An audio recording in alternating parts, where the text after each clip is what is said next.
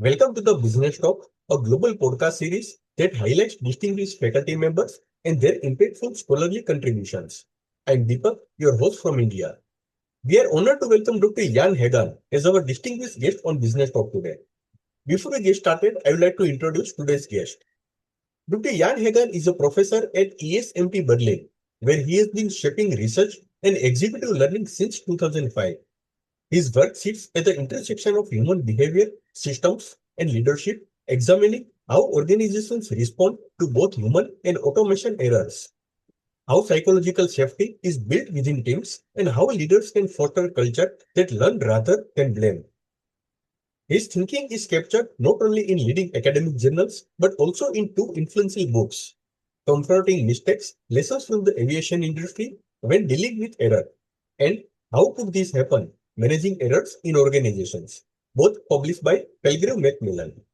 His insights have reached a global audience through media platforms such as the BBC, Financial Times, The Economist, Harvard Business Review, and Forbes, among others. Beyond research, Professor Hagen is deeply engaged in translating theory into practice. He collaborates extensively with high reliability organizations, including aviation and military, to understand how they operate under pressure and what business leaders can learn from them to build resilient, adaptive organizations. He directs ESMT's Leadership Under Pressure program and has taught on error and crisis management across leading institutions worldwide, including Imperial College London, Seoul National University, and Singapore Management University. His executive education work spans a wide spectrum of global organizations such as Allianz, IBM, Lufthansa, Deutsche Bank, and the European Investment Bank. In addition, he advises organizations directly, helping them rethink how they manage errors and embed learning into their core operations. In today's episode, Dr. Jan Hagen joins us to explore the core ideas from his acclaimed book, How Could This Happen? Managing Errors in Organizations. Let's not keep you waiting. Please join me in welcoming Dr. Jan Hagen to the conversation. Professor Jan, it's a distinct privilege to welcome you to Business Talk. We are grateful to you for accepting our invitation. Thank you for having me. Thank you. Professor, in the book, many chapters move beyond individual mistakes to expose systematic vulnerabilities in organizations. How do you help leaders shift from asking who made the mistake to what in our system made this error likely and why did we cannot catch it earlier? Well, as a typical business professor, I rely obviously to case studies. And when having managers, executives on campus in our classes, I usually expose them to cases. Now, the difference that I have with regards to some of my colleagues is that I'm not interested or using cases from the business environment, but from a very different domain, and that is the aviation industry. The reason I'm using these cases quite often in my classes is not because I'm interested in aviation, which I'm also in, and that is the reason why I'm having, I would say, the interest in diving into that data. But the main point is when we have accidents in aviation, we have the benefit of having data. We have access to voice recorders. Accident reports typically have transcripts of what has been communicated in the cockpit.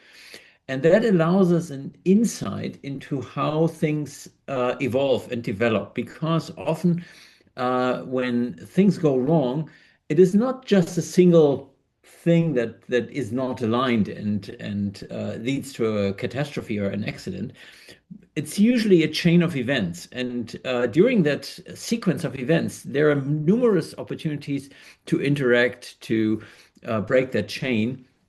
And what becomes evident when you look at these reports is that often you have individuals realizing something is wrong, but they're not talking. And then that opens up a whole line of thinking. And in this regard, what we can then discuss is what prevents actually people from intervening when they observe something. Yeah? And it is often not fear. It is there are numerous things that come into play. And then you can also discuss why somebody made a mistake. That's the first element. And then the second one, why was it not caught from one, two, or sometimes three or four others, which are also present in that scenario? And the nice thing about the cockpit voice recorders are that we have actual communication that is not biased through recollection later on. Yeah. So when you have things happening and you ask people, often their memory is distorted by what they have experienced or what they saw or what they assumed. This is not the case when you use the actual data, what has been communicated. And this is, I think, one of the powerful instruments that we have at hand. So when I'm trying to bring that perspective that we should look beyond the obvious, yeah, something has been done wrong, and we could always argue, well, you should focus executing flawlessly and blah, blah, blah. We can go beyond and accept that humans do make mistakes. That's the unfortunate reality. But then there are things that sometimes prevent people from talking. And when we understand that actually we can address these things, and not the errors because they happen unconsciously, but the lack of speak up behavior, that is something that we can address. That is something we can train. And that is a different level to look at the things. So in short, use cases from reality and then try to transfer the essence beyond the technical stuff and so on, which is not relevant for executives. But think about the communication patterns that are not only evident in the cockpit, but also in the boardroom, in the teams, on the shop floor, or wherever you are in corporate life. Professor, the book emphasizes learning from errors rather than assigning blame, especially in high-stakes environments. What Mhm. are the most subtle ways in which a blame culture still show up in even organizations that claim to be learning-oriented, and how can leaders practically dismantle those signals? It's a good point. You already mentioned subtle, yeah. So often it is not that people are directly blamed, yeah, and say, "Well, you did it wrong," and then a whole cascade of sentence follows, and you get loaded with complaints and so on. Often things are more subtle, and it could be rolling eyes and say, "Oh my God, this happened again." Yes, sometimes things that go wrong are not nice, yeah. But if you focus more on what happened, why it happened, be very fact driven, then it's much easier to focus. So what we often find is also when we have discussions with executives, it's not that they say, "I'd like to put blame on the people."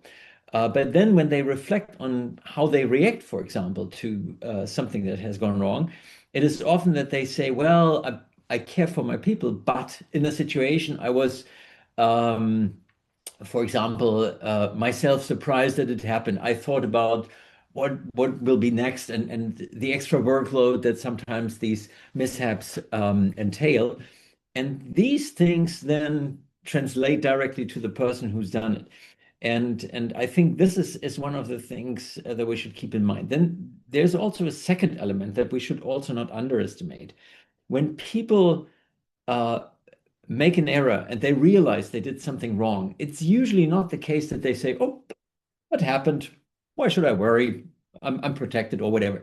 Usually it's the contrary. People are very concerned and say, "Wow, could that happen to me? Why did I do this thing wrong?" and so on. And in this case, it is probably much better to take a step back and don't say, "And why did you do it?" But rather, okay, calm down. It's not good, but we can manage it as long as we have it under control and so on.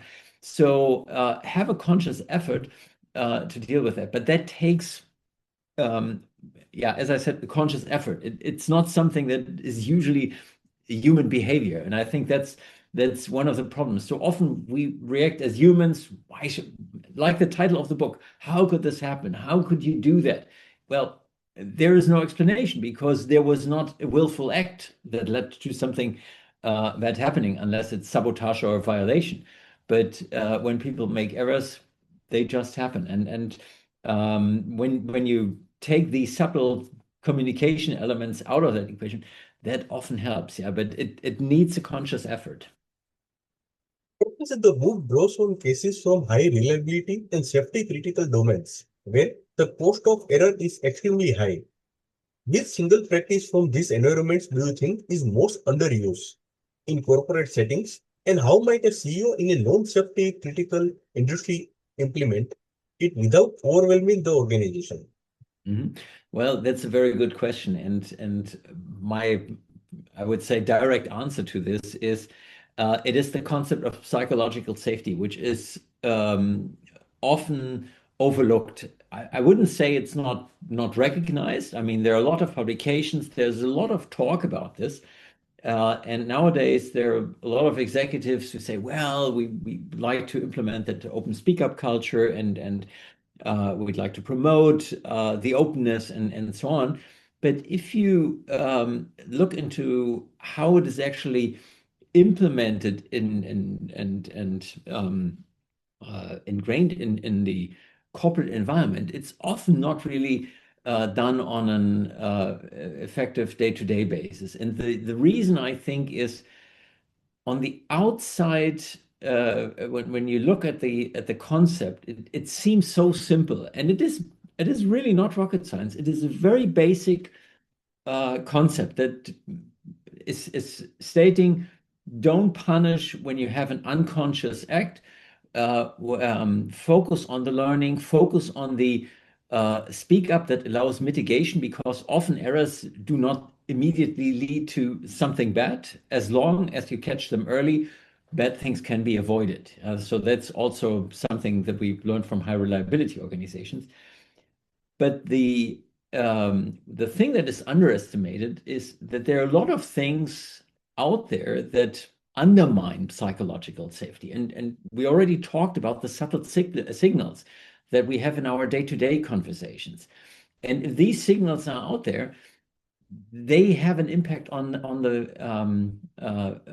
understanding or the experience of psychological safety within work teams, in corporations. And when we look at high reliability organizations, especially the aviation, military, civilian aviation, and ideally also healthcare, there it's clearly observable that when you focus on psychological safety, you have a very strong impact on the way teams and team members interact and communicate. But in order to create psychological safety, you really need to train it. And in aviation, it is no coincidence that human factors training is mandatory, and it is not a one-time training that flight crews receive. Yeah, so when they start flight training, yes, they have human factors training, but they have it on a continuous basis. So it's a constant reminder. Think about the way you communicate, think about how you interact. Now, it is difficult to probably implement that in corporate life, but as a leader, from time to time, take a step back with your team, try to figure out what elements how should I say create psychological safety, but also what factors undermine psychological safety. And I think that is something we should keep in mind. So if there's one thing out there that is important from my perspective, it is the concept of psychological safety. Professor, several contributors examine why people fail to report or accelerate errors, even when they clearly see the risk. Based on the book's insights, what have you learned about the psychological tipping points that finally make someone speak up or stay silent, even in the face of serious danger? Um, I think there are a number of aspects there. So the one thing is speaking up early, and I think we already talked about this a little. But there's another element when it comes to learning. So when we park the element of speaking up immediately when you observe something, there is that second element. Okay, now something has happened. let's assume we have contained the error, so nothing happened. Now the next thing is the element of learning. And usually what you have is you have learnings on the person who did the error, hopefully, yeah, not doing it again or understanding why actions led to an error. And the other one is typically when two people are involved and one observes an error, the person who observes it, who also has a learning. Good. So we have two persons. But then usually when you think about your work environment, it would be better if not only the two learn, but the team, the wider elements of the organization, or even the organization as a whole. And for that, you need to, in a way, systematically create a system that would allow you to structure the errors, try to identify systematic or systemic elements of an error, and then deal with these errors. And that part is not so simple because it takes an additional effort. And what we see is that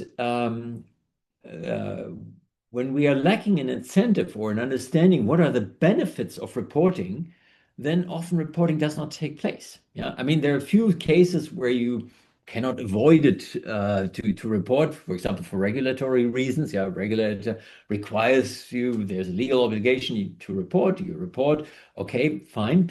And then you have a structured learning, good.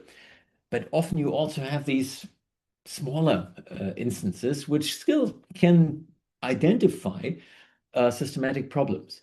And for this, we need to ensure that people see the benefit. And the way people see the benefit is typically to give feedback to them. What is it actually that has been shown up? There's a nice there's an example from the medical field and the aviation. When we have aviation error reporting, it typically leads to a systematic structuring of the reports from the flight crews or the maintenance personnel or the others involved in flight operations. And they get feedbacks. They get monthly reports on things that have gone wrong. And these reports are often quite interesting, yeah, because they reveal weaknesses in the system. And you realize it is beyond the individuals who report. Often these are structured things that might evolve or might be happening in other cases as well. And when you have these reports, you can work with this. And the nice thing is the flight crews see the benefit. They read the reports, they see the monthly things, and then can deal with that. So a typical airline might get, let's say, 400 reports or 500 reports a month. And out of these 500, they take the 10 interesting reports. So they are not giving feedback on all the 500 reports. That's not necessary. People can structure them and then see what goes into training and so on. But take, let's say, 10% out of these reports and report back. This gives a lot of insight into what has gone wrong. Now, we also have a reporting system in the medical field, but that doesn't really catch on, at least in the German system. And the reason is they're lacking, it's not the only reason, but one of the prime reasons is they are lacking feedback. So doctors, nurses report, but they never get a structured feedback on what they report, what others reported. So they don't see the benefits. So all they see is, well, I filed a report, which takes usually quite a bit of time, yeah, because you have to give the background of what happened and blah, blah, blah. So it's not just saying, yes, something has gone wrong, but you really have to dig into the case. And then you file it and you never get any information what happens. And the result is there's a very high reluctance to actually report unless it is unavoidable. And this is not actually what we want. And in the corporate life, it's even worse because there's not even a structured reporting system in many organizations. And therefore, you don't really catch things that go wrong, let alone that you have these systematic reports. So I think for getting to that learning mode, we really have to think what is actually helping people to come forward with information that allows the learning. Yeah? And if it's just, as I mentioned in the beginning, one who observes it, one who is involved, that is not enough. We really need to think beyond. And I think that is something we can learn from the high reliability field, that when they give feedback on the events, they get more reports. Yeah? And I think that is something that we should focus on. Professor, modern organizations rely heavily on automation and complex socio-technical systems, which the book highlights as a sources of new error types. How Mhm. should leaders rethink error management when failures arise not just from human lapses, but from opaque interactions between human algorithms and automated systems? I think this is one of these challenges going forward. Yeah? So we have a good base of research with regard to the human interaction. Now with the evolving AI technology, I think that there is a new element that comes into play, and that requires probably a higher level of vigilance vis-a-vis this technology. Because on the one side, automation clearly is helping us to um, uh, being more alerted about things that happen and so on. And they, to a large degree, also make the operation of complex systems much, much safer. Yeah? So when you think about complex airplanes, one of the reasons we don't see many air crashes these days anymore is that we have this very high level of automation of the flight operation. But then on the other side, from time to time, we see these weird accidents where actually something very little, very minor happens, and where humans are actually trained to deal with these things, but machines, the way the humans interact with machines does not allow them to catch the errors early on and then react to these errors. And I think one of the elements that we have to keep in mind is when we have humans and machines interact, to think about how we make sure the humans understand what the machine is doing, because often in these cases, the problem is the humans are not in the loop when things happen with the machine going wrong. And then they're surprised, yeah, this element of automation surprise.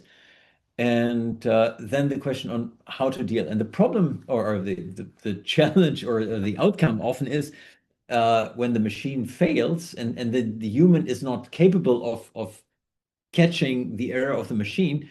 Ultimately, who gets blamed? It's the humans, yeah, because, well, you're the safeguard, you should have intervened, and so on. And often flight crews in aviation, and also in other fields, they have sometimes very little opportunity to do that, or are disadvantaged because maybe they're fatigued, they're not at their highest stage of vigilance when something happens, and then things develop very quickly. And I think that is one of the elements that we should keep in mind. And also, it's sometimes not obvious when things go wrong. Yeah, it's not just one thing happening and then you have to react. Sometimes things are very subtle in the way they develop, and then it's the question: is this now the time to intervene? Am I entitled to stop the machine? Yeah, very simple. If you think about production processes, is a worker allowed to stop the machine when he or she sees things going wrong? So these things have to be clarified. And the same way, when we established and talk about psychological safety between team members, we probably also have to develop a similar kind of concept vis-a-vis humans interacting with machines. Am I allowed to intervene? Under what conditions? And am I protected if I stop something? And as long as people understand, well, I'm protected if I'm doing that, then yes, they will probably intervene. If they doubt that they're have the competence, or the um, being allowed to do that, then they might say, I'm not intervening, and that's it. So I think that is something we definitely have to go forward. The problem is we have a very broad um, uh, kind of development that we are looking at. Yeah, so AI is now interacting in many ways with us. Yeah, and it is also impacting how teams interact. Yeah, they have now AI agents that they use, and some of my executives already say, "Well, AI is a part of my team. It's like a team member." Okay, if it's a team member, well, then how do you communicate with AI with regard to negative events? And I think the most important element is at least to talk about the possibility that something goes wrong and can go wrong, and then if something goes wrong, try to understand why it happens, why maybe somebody did not catch it earlier, and so on. So being aware that these things might happen, and obviously automation is good, but as I said, sometimes it can go wrong in the same way as humans go wrong, and we have to intervene. And that is something we definitely have to address going forward. Professor, the book presents error management as an ongoing capability rather than a one-time intervention. Mm. If you had to design an organization from scratch that expects error and use it productively, what three design choices, structures, routines, or leadership practices would you build in from day one? That's a good question. Um, I think the problem starts as if you design something and you always think about the negatives, you would probably not go anywhere. Yeah, but there are some, I think, some nice examples, and I mean, I'm not a huge fan of Elon Musk, I have to admit.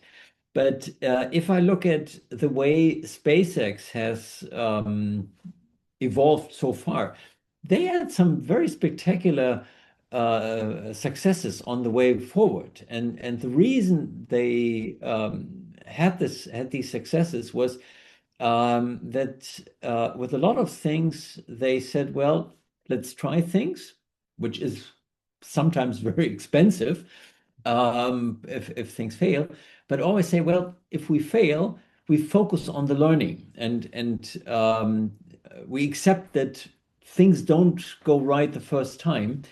The main thing is keeping in mind the objective, the ultimate objective that we have. And sometimes that requires very uh, radical kind of thinking, which also entails, and that is something we have to keep in mind, risk taking. Yeah, so you have to be willing to take risks, and obviously in rocket science, yeah, the real rocket science, space technology, taking risk is usually fine as long as you work with unmanned spacecrafts. I mean, you shouldn't launch them over populated areas and so on. But usually, if it's unmanned, nobody cares if it explodes.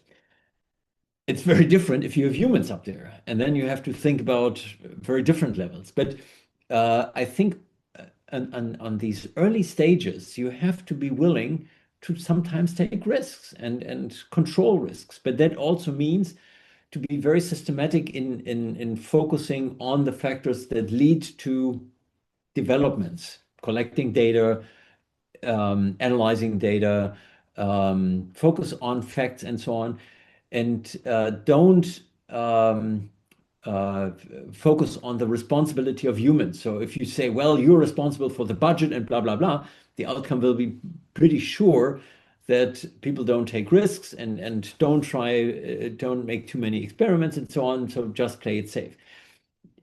You have to accept that sometimes things go as planned. And I think this also leads a little bit to the argument, what is an error, a failure, and what is risk? Because sometimes you can argue, well, you should have known, then it's not a risk, it's an error. But often it is, yes, if you take all the knowledge of the world and then do something, you sometimes might be able to identify problems early on, but often we lack this kind of knowledge, and sometimes we make these unconscious errors. But this is what I'm trying to say. Sometimes you may need to make some take some risks, and there might be an overlap between risk and error. But I think this is when you're designing things, the focus would be Risk-taking to a certain degree is okay, as long as you focus on the learning, and the same goes for errors. Focus on the learning from errors, um, and especially I think that that's the other element that we should keep in mind is make sure that people are motivated to do the right thing, because that's the other element that is important. That as long as people are motivated, they don't do things wrong on purpose. They're always trying to do the right thing. The outcome might be different, but the motivation is to do something good. And that is, I think, from a leader perspective, if you set things up, make sure that as a leader, you motivate people for certain things to achieve, or to achieve certain things that they share as a common objective. Professor, managing errors sound compelling in the theory, but measuring it is far more difficult in practice. Drawing on the research in the book, what indicators or data patterns do we look for to assess whether an organization is genuinely learning from errors versus just reporting incidents? Mhm. Um, I think that is also a very tough question on what are actually what is the metric that you should use. I think on the first level, it is how many reports do you get? We talked about this earlier, and one way of doing this is to complement this with measuring psychological safety, because we know there's a correlation between error reporting and psychological safety. I mean, this is the background of the research that Amy Edmondson had done. Yeah, she's really at the heart of this concept, and this is one of the things that she showed, that when you have um, psychological safety in teams and work areas, then you have the willingness to report. And with the reports, you have basically the background for the learning. Now, ideally, you have people taking up the responsibility for making sure the learning takes place. To give you another example from my favorite industry, aviation. In aviation, we have so-called flight safety officers. And the flight safety officer's job is not to say, well, we have to be safe and wear your seatbelt and blah, blah, blah.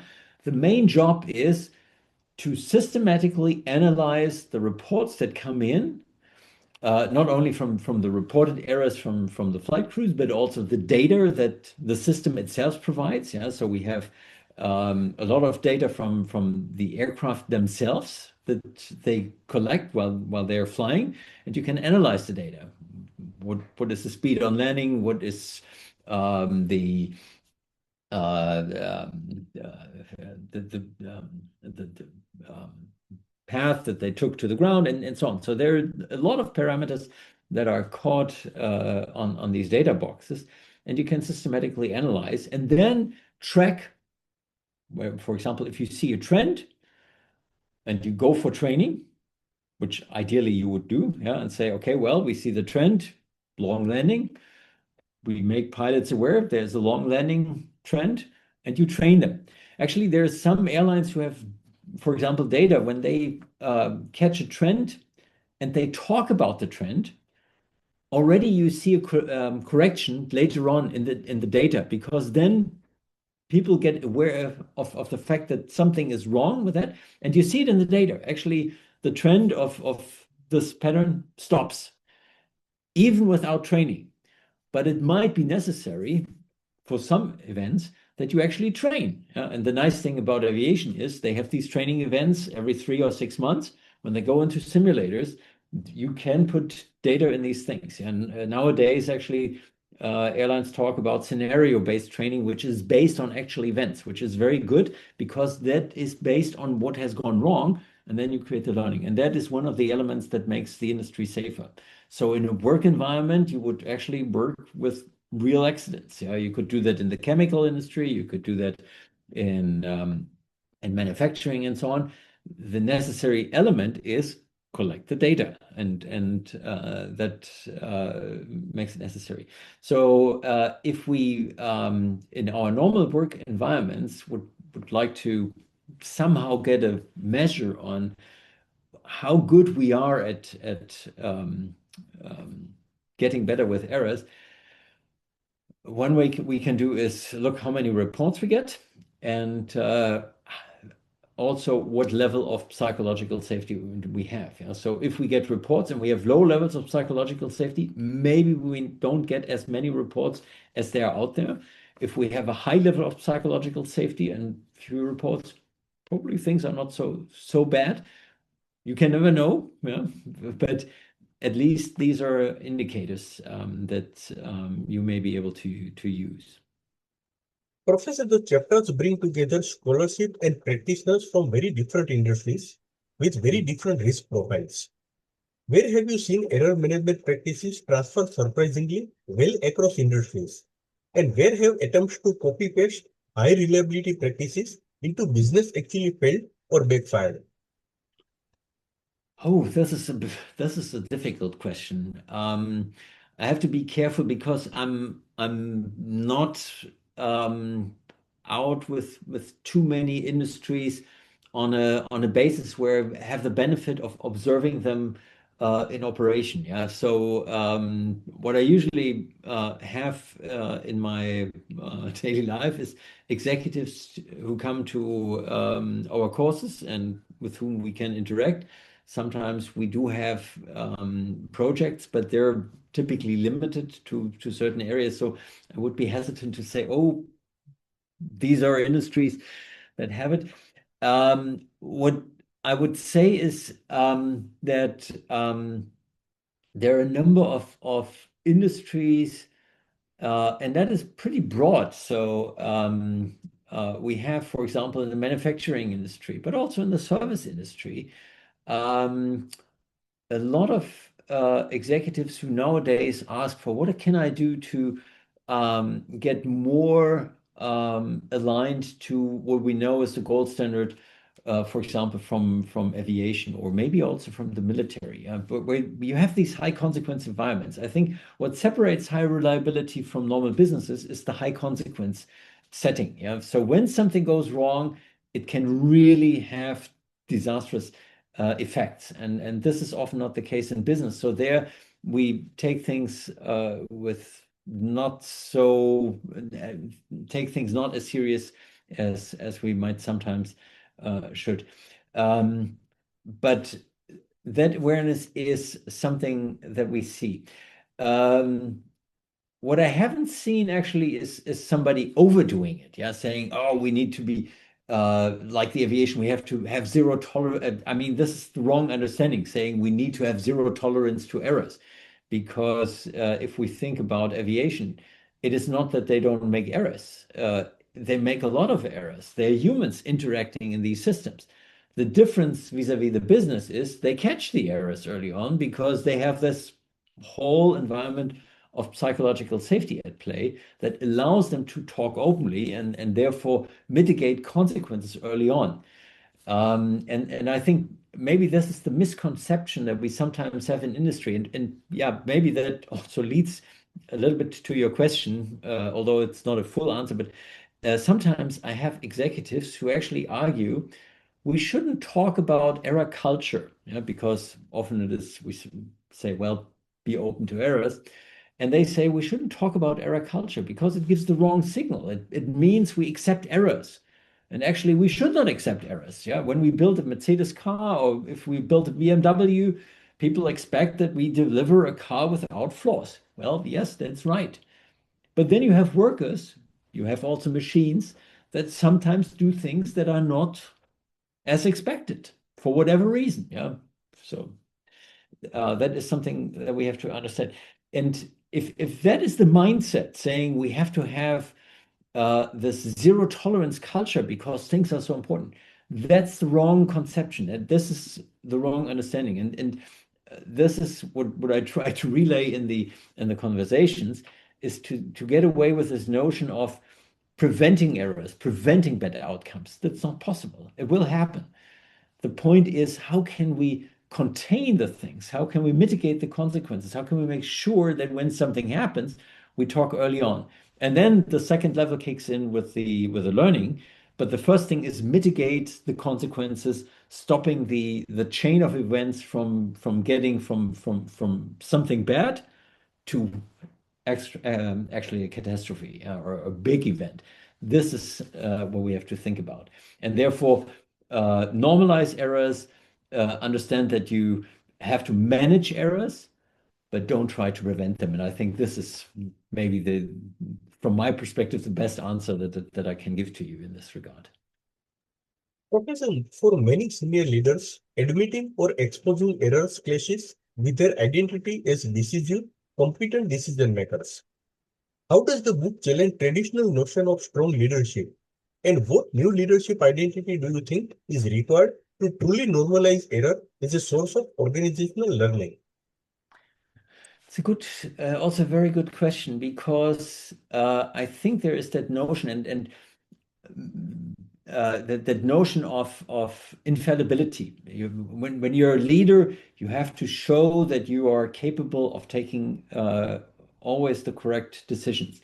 And if you uh, have a look at the CVs of senior leaders, often you see a trajectory that leads from one success to the other. And that might give the impression that this is necessary to reach the top. But we also have sometimes leaders who have, yes, one success, well, and then a failure. Often what helped them was somebody higher up in the organization who still said, well, yes, that was not good, but it is a way of learning, and certainly that leader can grow out of that. And I think what we have to keep in mind is, and sometimes or let me expand it a little further. So that's one thing that goes over the lifetime. The other element is what information do I get when I progress in organizations? And when you are at the lower level in the organization and growing, you first will be confronted with problem after problem after problem. So you are a manager of problems. That's part of the job description of a manager. The higher you go up in the organization, the less you will be confronted with problems, the more strategy comes into focus, the more long-term your view is, and so on.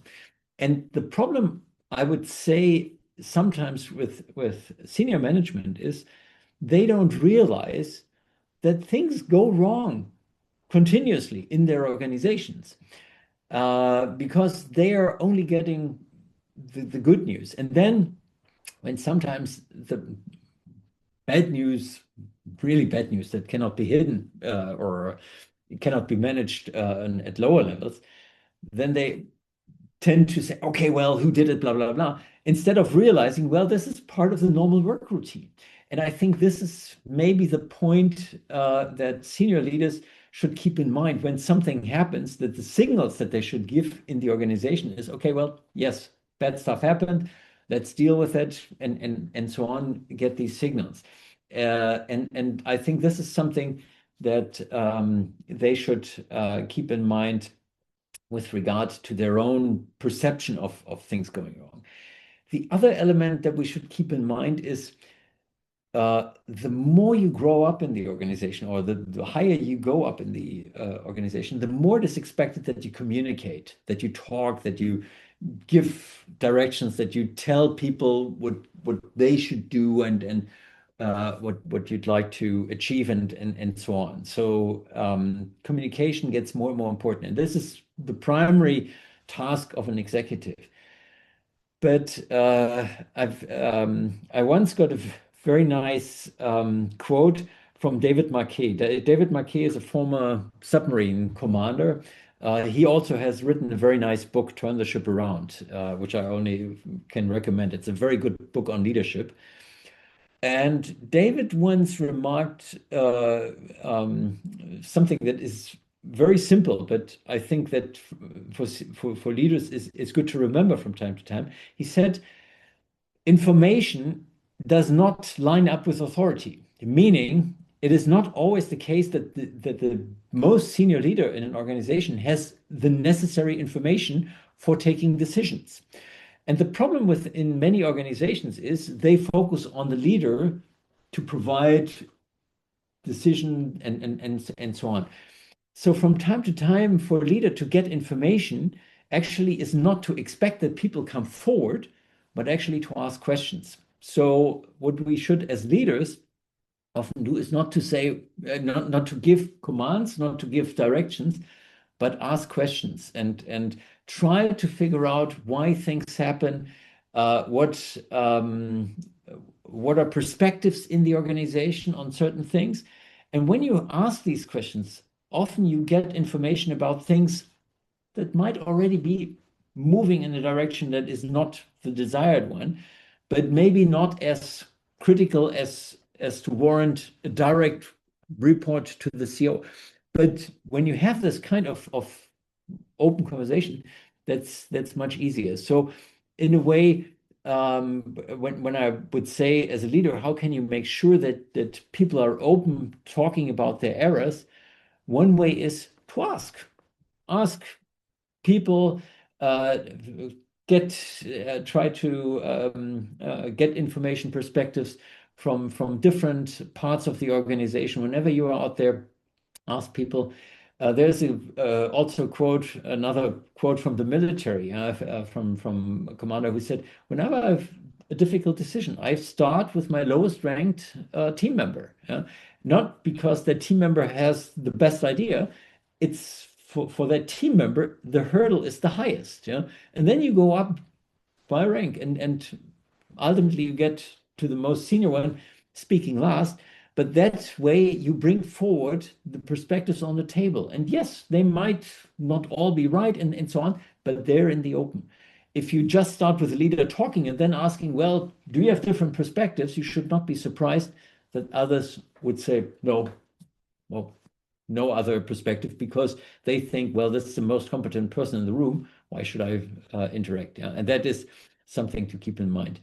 There's one more thing that comes to my mind, and that is what is also helpful is if a leader not only talks about the successes that he or she had, yeah, because this is often the thing that we like to talk about. Yes, I made this decision and blah, blah, blah, and then we made billions out of this. Talk about the negative things. Talk about the things that have not been big successes, because this also gives the signal, the progression to the top to good career is not always about making always good decisions. Yeah, we sometimes do bad decisions. That's part of our life as leaders. As long as we learn from them, everything is fine. And I think that is also something to keep in mind. So not only talk about the good things, what you'd like to see and so on, talk also about the negatives, because then it makes it much easier for others to talk. Sorry for the long answer. Yes, thanks, Professor. Professor, I would like to conclude this episode with one last question. Reviews of the book describe it as a vital reference for leaders navigating both crisis and routine operations. What would it take for error management to move from being something we talk about only after major accidents or scandals to becoming an everyday management discipline on the same footing as a strategy, finance, or operations? Yeah, I think that's hard. I mean, if we talk about error management, the point is it's always about negatives. Yeah, and I think that is the hard part. Um, for me, actually, was also learning, because when I was setting this up as courses and so on, I said yes, managing errors in organizations and so on. That never really got traction with people. So they say, oh, errors. Well, yes, they happen, but it's not. Ultimately, I would like to be successful. Nowadays, I call the session learning in organizations, because this is way different. And people say, yes, learning is good. And yes, how to get better and so on, like in sports. Yeah, you train for success and so on. But like in sports, you're not only learning from one win to the other, you also learn from the bad things. Yeah, and I think in this regard, sport I think is also good sphere to look at, yeah, because if you look at people who are successful in sport, if you look at teams, they don't run from success to success. Typically, they are successful, and then two, three occasions later, they suddenly have a loss, and there's a reason for that. Sometimes it's because their adversary, their competitors, have prepared better than they have, or understood, or whatever. I mean, there are usually a number of things that influence things. But you are not getting better just by running from one success to the other. That is not the norm. Yeah. But if you're just saying, well, we did not succeed because we had somebody in the team who was weak, and blame that individual, that will not make you stronger. So that would be the perspective. I'm as much I would like to see saying, well, error management gets the same kind of attention strategy or finance in the courses. I have no illusions. Error management will not get in that regard. But if you call the thing learning of organizations or something like that, then I think it is totally different. I'm perfectly fine personally to say my domain is part of leadership development. Yeah, so I think it is a part of leadership. And I'm also, if I see leaders, I would not say you should be overly concerned with error management. I think ultimately you will have to be successful in what you actually want to do in business, what you would like to achieve. So strategy and all that stuff is at the core of business. So I think this is the major element. But there's a strong supporting element. And maybe in that regard, that is maybe a twist that points in that positive direction. There was that nice study of Google in, I think it was 2012, the Project Aristotle. It was widely publicized later on that they did this research on high-performing teams. Yeah, and ultimately, what they identified as the major contributor for high performance in teams at Google was that concept of psychological safety. So when teams had psychological safety, they went for high performance. Now they didn't address error management. Yeah, so that's a very interesting element. But if you think about psychological safety, why do we have psychological safety as a concept? It is not because we were thinking about high-performing teams. It was because we were thinking about managing errors, making sure people communicate. The side effect, if you like, is, well, actually, that's the core element for high performance. And this is also something that I've like to focus on when talking about on the subject with the executives. They say, well, the error management is not just to avoid bad things from happening.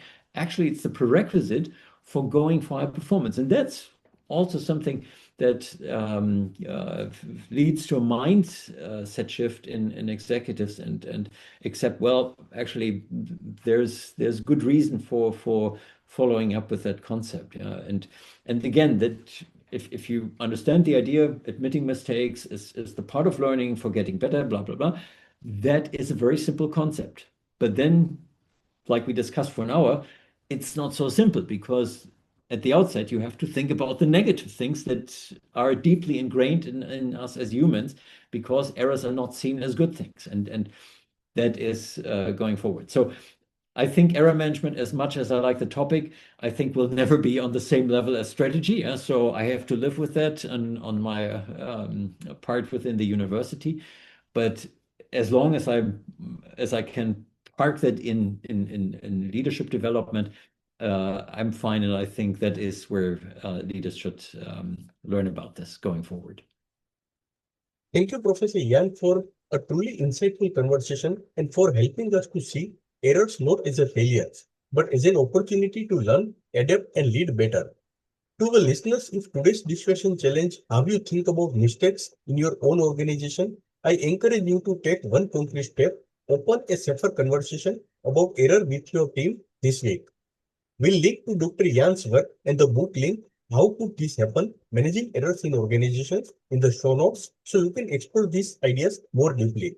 Thank you once again, Professor Yan Hagen, for sharing your time and fascinating publication with us today. This has been a truly enlightening. Thank you so much. Thank you for having me, and it was really a pleasure talking to you. And thank you for taking the time for taking my subject to your platform. Thank you.